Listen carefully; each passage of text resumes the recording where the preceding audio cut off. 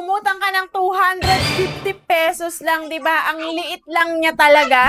Pero pagtingin mo sa account mo, halos doble na agad yung babayaran mo. Oh my God! Talaga namang magugulat ka dito, Carilone. At paano pagising mo mga Carilone? Pagbukas mo ng application na to, meron ka ng pulang alert. At nakalagay na overdue ka na pala. Nakakatakot ba, Carilone? Makukulong ka ba? At Carilone, ang tanong ng lahat, mababawasan ba ang laman ng GCash mo? Sa video nga na to mga Carilone, ipapakita ko sa inyo yung totoong nangyari sa G-Credit account ko. Experience ko talaga to mga Carilone. Magkano ang penalty, magkano ang interest, at ano ang pwedeng mangyari kapag hindi natin ito agad nabayaran. So mga Carilone, ang problema ko nga ay na-overdue ako sa aking G-Credit. So hindi naman nga kalakihan dahil 250 pesos lang din naman. Kaya Carilone, kung meron kang G-Credit or meron kang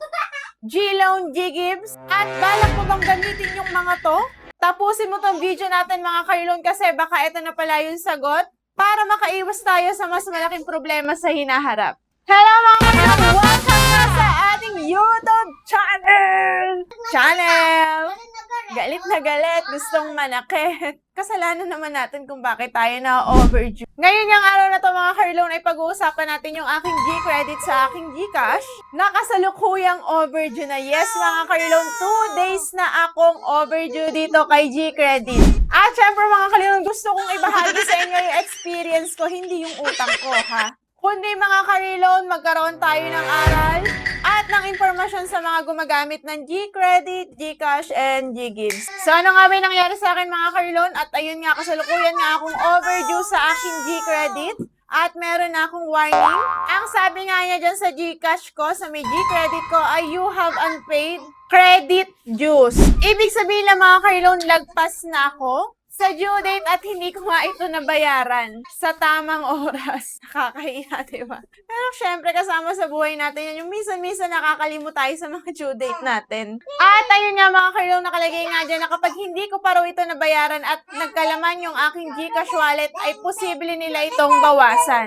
Kaya mga Carilone, importante talagang bantayan natin yung mga due dates natin, lalo na kapag sa e-wallet. Siyempre, mahihirapan tayong gamitin yan kapag may due date tayo kasi kada lalamanan mo nga yan ay mababawasan yan. So mga Carilone, eto yung utang ko. Meron akong 250 pesos na utang. Yan po ay nag-automatic lang. Hindi ko pala kasi siya na-off nung una.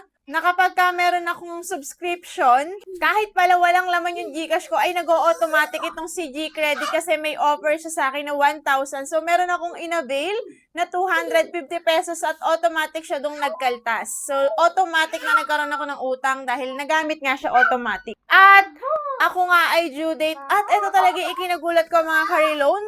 Dahil na-late lang ako ng isang araw dito, ang penalty ko na ay 200 pesos. At yung interest due ko naman ay 9.21 pesos lang. So, hindi siya ganun kalaki. Pero sa penalty ka talaga, susugatan ng todo-todo. So, mga Carilone, hindi ko pa rin nga ito binayaran hanggang ngayon. 2 araw na kasi titingnan ko kung ito bang 200 pesos na to ay araw-araw madadagdag. Mamaya, sasabihin ko sa inyo kung nadagdagan ba ulit ako ng 200 pesos at nadagdagan ba ulit ako ng interest sa another due date ko. So, bali ang total na nga ng babayaran ko mga Carilone ay 459.21. Grabe, no? Yung principal balance ko na 250 pesos, halos nadagdagan na siya ng kalahati. Dahil sa interest at penalty. So, bakit nga ba lumaki ng ganyan yan mga Carilone kapag hindi ka kasi nakabayad sa due date? Maaaring magkaroon ka talaga ng interest. Ayan, yung nakikita nyo nga dyan. Nagkaroon tayo ng interest, 9.21. Nagkakaroon din tayo ng late payment charges at saka ng penalty. So, parang yung late payment charges na yun, saka yung penalties, di ba? Parang isa lang naman yun, pero pinaghiwalay pa nila. So, ayun, medyo nakakaiyak talaga yung 200 pesos na yun, hindi talaga ako makamove on. Kaya mga Carilone, kita nyo naman kahit maliit lang yung balance natin, pwede talaga itong lumaki ng mabilis, lalo na kapag tayo ay no-overdue. So, yung mga utang natin na yan, kahit maliit yan, basta napabayaan natin, mabilis ang paglobo niyan, lalo na sa mga loan application na may malalaking interest. So, mga Carilone, ang tanong nga, kapag hindi ba tayo dito nakabayad, ay makukulong ba tayo? Syempre, wala naman pong nakukulong sa utang. Pero syempre mga ka-reloan, hindi naman ibig sabihin nun ay pabayaan na lang natin yung utang natin. Kasi mga ka-reloan, kapag ka nagtuloy-tuloy itong kagaya ng ginagawa natin ng hindi pagbabayad, so babayaran ko naman ito na nag-experiment lang tayo. Maaaring bumaba yung G-score natin dito kay G-Credit at maaaring hindi niya na tayo ma-operan sa susunod or matagal bago niya tayo ma-operan. At syempre, mahihirapan tayong ma-approve sa mga future loans natin, lalo na kapag yung mga loan application na hindi natin babayaran ng tama ay nagre-report ng information natin sa CIC. Syempre na mga ka-reloan, maaari ding mangyari na mabawasan o ma-disable yung credit limit mo. At eto na nga, maaaring ma-endorse yung account mo sa collections. Kaya mga ka-reloan, mas mabuti pa rin na ayusin at magbayad agad kung kinakailangan. Para makaiwas na rin tayo sa mga gulo at mga abala. Ano yung magandang gawin mga ka-reloan kapag nag-overdue na tayo? Una, syempre, tingnan nyo agad yung total balance nyo para hindi na kayo mawiwindang kapag may pambayad na kayo. Baka mamaya, ang inilalaan nyo lang ulit na pambayad ay kung magkano yung amount nyo, hindi nyo alam, meron na palang nadagdag dito na halos kalahati. So, wala naman tayong choice kung hindi bayaran yun ng buo. So, magbayad kahit yung minimum amount nyo lang kung hindi pa natin kayang magbayad ng buo. At syempre, mga ka-reloan, huwag nyo hayaang tumagal na mga ilang buwan pa at makipag-ugnayan kayo sa support kapag meron pa kayong concern. Mas madaling ayusin yung balance kapag maliit pa kaysa habang lumalaki ito ng lumalaki. Mga ka-reloan, sulit pa ba yung G-Credit? Para sa akin mga ka-reloan, syempre may advantages pa rin itong paggamit natin ng G-Credit. Syempre, unang-una na nga madali siyang gamitin. Diretso sa GCash natin. Ay, kagaya nga ng ginawa natin nung nag-avail ako ng subscription na yung walang laman yung GCash ko. Pero dahil may G-Credit ako, nakapag-avail ako nun kahit madaling araw. Pangatlo, mga ka-reloan, ay talaga namang magagamit mo rin sa emergency kapag sure ka na may laman. At mga ka-reloan, pang-apat nga, ay hindi mo na kailangan ng maraming requirements o kung ano-ano pa mang pag-a-apply. Kasi automatic na yun nandyan basta may offer kayo. At ano naman yung mga cons natin dito mga ka-reloan? Syempre, ayan nga, may interest. May penalties kapag late ka. At pwedeng lumaki agad ang babayaran kapag napabayaan. So mga ka-reloan, hindi lang ako dito sa G-Credit nagkaroon na ng experience. Kung mapapanood nyo sa dati kong vlog, ay nagamit ko nga yung aking G-Gives. At na-late nga lang din ako doon ng isang araw talaga naman. Na 200 din talaga yung naging penalties ko. At doon nga sa G-Gives na yun ay may monthly kong binabayaran. So ang nangyari nga doon ay na-advance na rin pati yung pang susunod kong buwan na bill ay kailangan ko na rin siyang bayaran. So kasama pa yung penalties, kasama pa yung interest. So, dito naman sa G-Credit, dahil ito lang naman yung utang ko, wala nang ibang nasama, wala nang ibang na doble. So, ito lang naman talaga kasi ngayong 1 month, yun nga lang yun, ganun pa rin talaga. So, yung utang ko nun sa G-Gives ay 2,000 monthly yata yung binabayaran ko dun, pero 200 lang din yung penalties niya.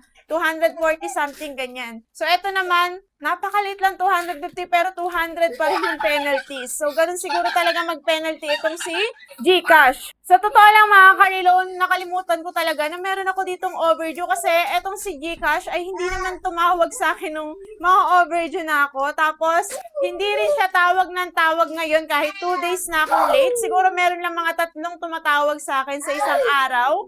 At hindi naman nga madalas at hindi rin ganun kadalas yung pagte-text niya. So, eto lang yung text niya sa akin mga ka-reload. Your G-Credit account has been due since June 21, 2026. Please pay your outstanding balance of 34.21 with penalties worth of 200. Kindly settle it immediately or we'll automatically deduct this from your GCash wallet and or CIMB deposit account. So, yung CIMB ko nga pala may laman yung 100 pesos. So, baka binawas na rin nila doon.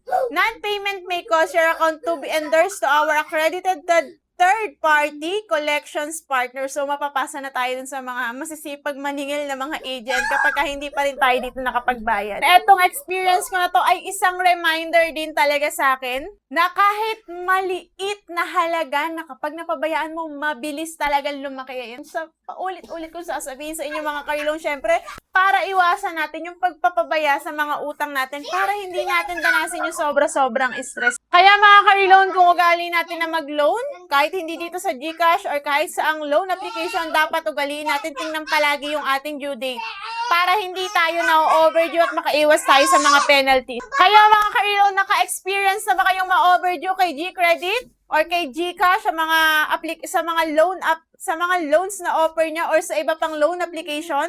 Magkano yung mga naging penalty niyo mga ka-reloan? I-comment nyo dyan sa baba para may idea na rin yung iba. Kapag ka na-due date sila, ay ganun kalaki yung babayaran nila.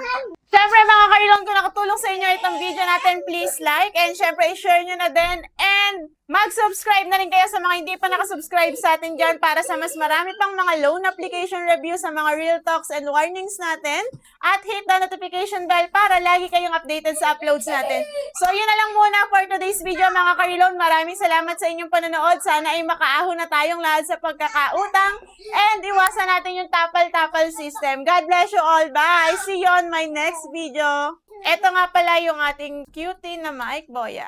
Ayan, i-add to cart and checkout nyo na